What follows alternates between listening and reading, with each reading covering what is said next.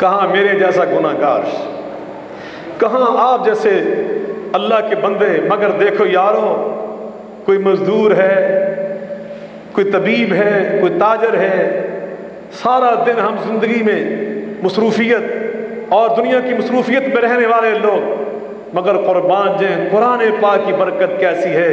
ہم نے تھوڑا سا قرآن بیان کیا اور سنا، اور کس بلندی پہ فیض ہو گئے کہ اللہ ہمارے نام لے رہا ہے عرش عظیم پر۔ ذکرہم اللہ فی من عنده، اور اللہ ہمارا ذکر کر رہا اپنے فرشتوں کے سامنے، ہمارا ذکر کر رہا ہے۔ اللہ اکبر۔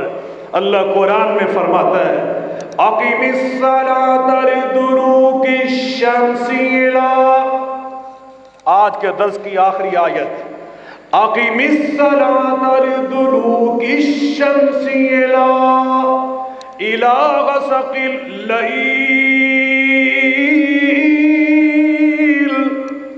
اقیم الصلاۃ لدلوک الشمس الی غسق اللیل وقرآن الفجر وقرآن الفجر ان قرآن الفجر کان مشہودا۔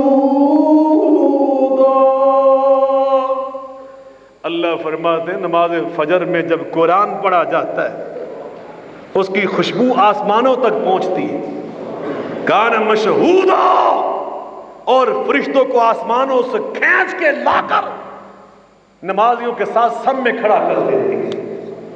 اللہ پاک ہمیں قرآن پاک پڑھنے اور سننے اور کثرت سے قرآن کی تلاوت کرنے کی توفیق عطا فرمائے، تاکہ اللہ ہمیں اپنی رحمتوں سے سرفرازے۔